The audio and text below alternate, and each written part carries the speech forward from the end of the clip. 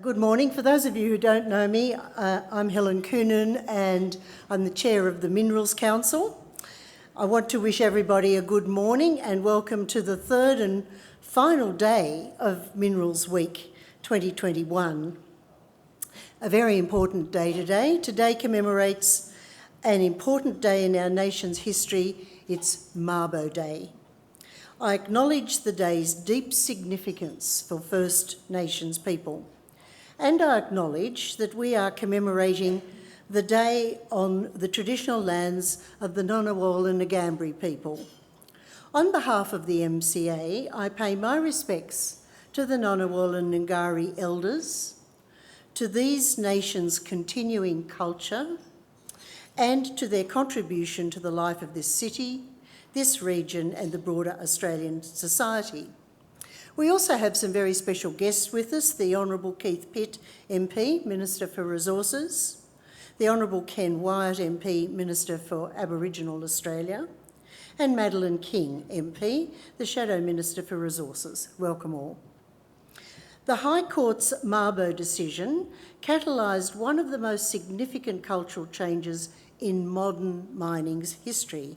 It forever changed industry's largely adversarial approach to working with First Nations. It took time and the vision, persistence and investment of national and local First Nations, mining and government leaders. It took difficult conversations, we've all had them, honesty and a willingness to move beyond dialogue to action.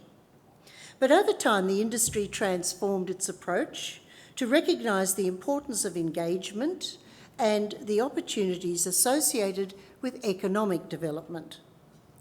But industry does not always get it right. The destruction of the caves at Yukon Gorge a year ago was wrong. It should not have occurred. The loss of such significant heritage must never happen again. For industry, the lessons of Yukon Gorge are as significant as the Mabo decision. Together, industry is implementing a national plan to support strong, respectful partnerships with First Nations landholders and communities. And we will be transparent and accountable about our progress through regular and consistent reporting, because industry's commitment must be delivered in actions. As Reconciliation Australia's theme for 2021 states, more than a word, reconciliation takes action. To commemorate Mabo Day and National Reconciliation Week, it's my great pleasure now to introduce Mayor Vonda Malone of the Torres Strait Shire Council. Mayor Malone is the council's first female mayor and the first Torres Strait Islander woman to work internationally at the UN Office of the Human Rights Commissioner and the Department of Foreign Affairs and Trade. She's also a member of the Northern Australia Indigenous Reference Group. I had the pleasure of meeting her a night ago, and Mayor, thank you for being with us today, and may I invite you please to share your reflections on Mabo Day. Thank you.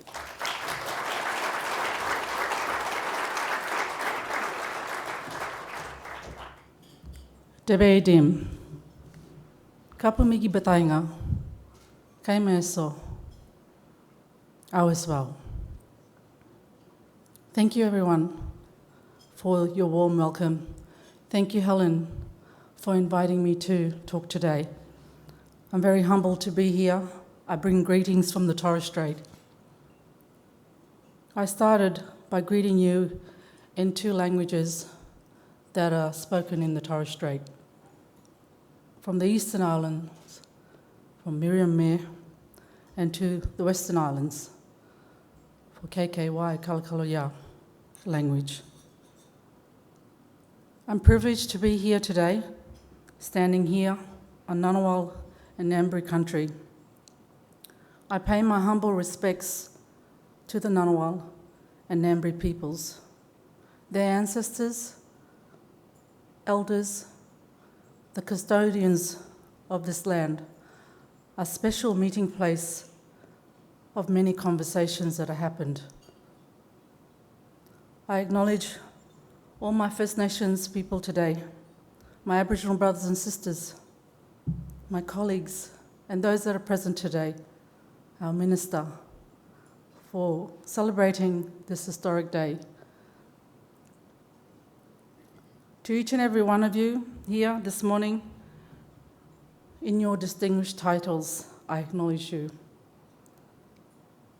Many thanks and gratitude to the Minerals Council of Australia, the Chairperson, CEO, the Board of Directors, for extending this opportunity. I am a fill-in, so please be kind to me. I believe that Jamie was supposed to present, but I am grateful that I was approached to talk, because today is very significant. You know, I'm a proud Torres Strait Islander woman. I'm born and bred. I live in the Torres Strait in Thursday Island. What this means for us today, Mabo Day, it is significant for our nation, for our Aboriginal Torres Strait Islander people, but most of all, for us in the Torres Strait. It's a pivotal day in our history. The case of Mabo versus Queensland was decided in 1992 and remains one of the most significant and complex cases in Australian legal history. Closer to home, like I said, to the islands of the Torres Strait. It just catapulted, you know, that actual decision of Mabo, the Torres Strait, onto the world platform. You know, these are small island communities that stretch from the tip of Australia all the way through to our international border. Only part of Australia that buffers Papua New Guinea and Indonesia. So all those little archipelagos, there's over 100 islands, and I'm fortunate enough to be Mayor of Torres Shire Council, and this is my second term, and with that, the responsibility of local government to administer essential programs and services for our region and our people in a very complex and logistically complex environment.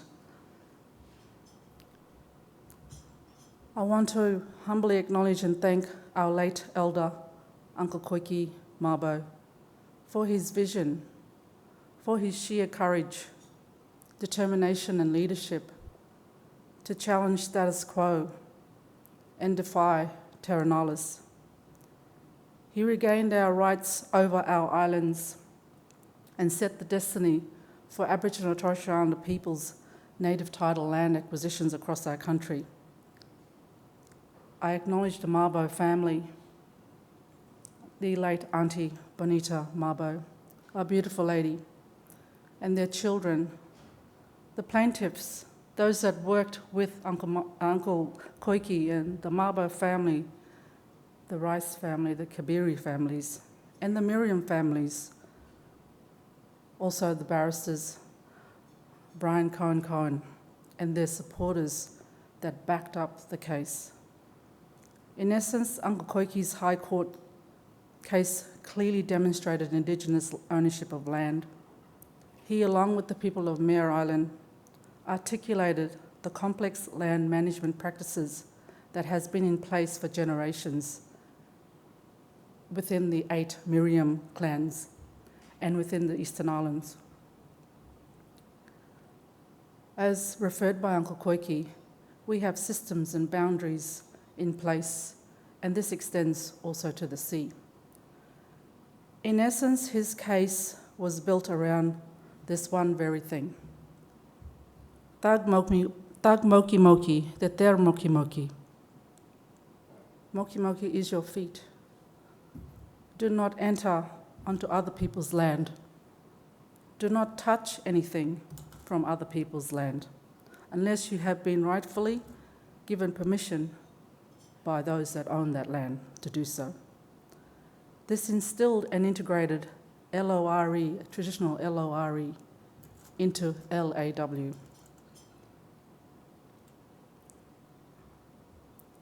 Native title itself is very complex. Land tenure issues around our country. But there are still determinations by Indigenous people that haven't acquired their land to do so, and do so respectfully, so that there's due recognition of those that occupy that land. It would be remiss of me to stand here and not mention that unfortunately those island homes that Uncle Koiki fought so hard for is now subjected to climate change. So rising sea levels is impacting our people. And we have been advocating quite strongly about this, Torres Strait Islanders, for the past 20 years. Our voices coming down to the places like this to say, don't forget about us. We are peoples with rich culture and continue to live on our island homes, but are subjected by things beyond our means. Mabo Day also marks the close of 2021 Reconciliation Week. Significant week for us as Indigenous people, highlighting key historic timelines, the plight for human rights and recognition as first Australians to be counted in the 1967 referendum, to the National Sorry Day for our stolen generations. It also had these significant dates cementing Torres Strait Islanders' identity through Mabo Day and through the recognition of our Torres Strait flag.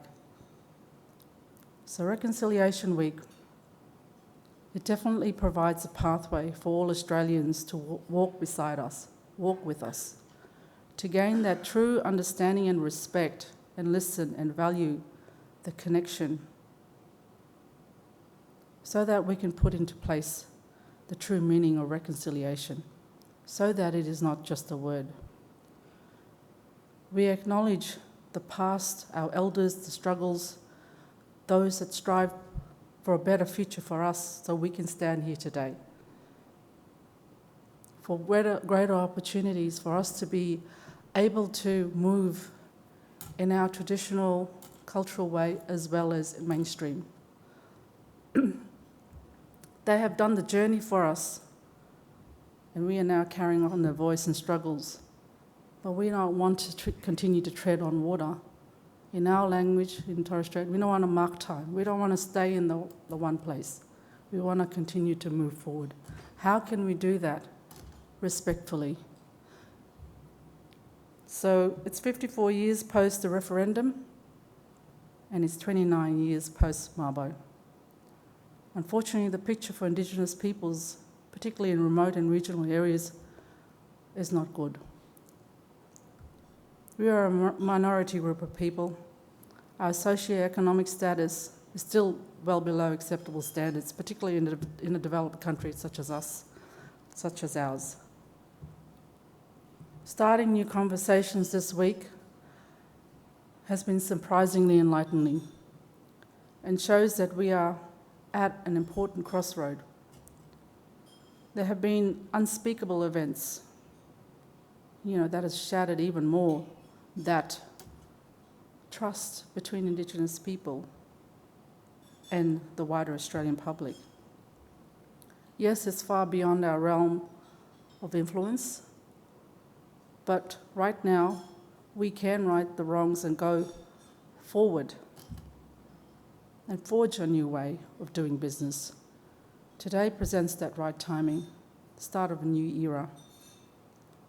This sector is very influential. You operate in our regional, remote parts of Northern Australia.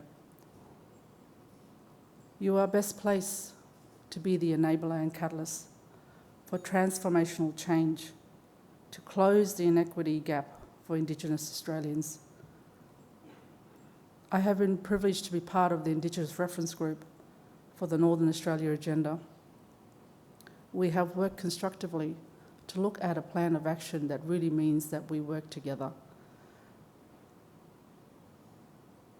And I want to acknowledge the Indigenous Reference Group members and colleagues that have worked with me, and the intent is there, the readiness is there. We have to embrace. We've got some platforms, and I acknowledge the Minister for Northern Australia here, Minister Pitt, embracing under the umbrella of the Northern Australia agenda, which is close to me because we're in the northern part of Australia, means that we can use that framework to realise the full potential of Indigenous commercial participation in the mining sector.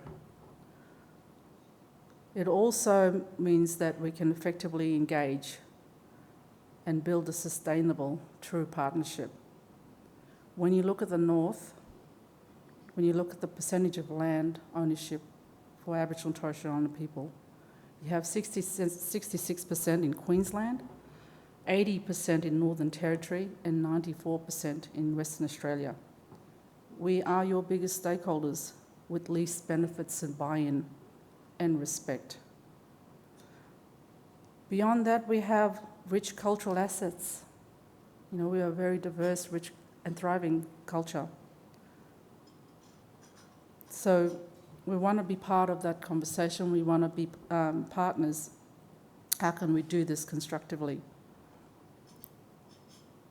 How can you, as in your industry, leverage your influence into all the other providers that you work with? We have a lot of things happening in the Indigenous space. We have the process of the Indigenous voice, wanting to have more participation and Indigenous representation in the political arena.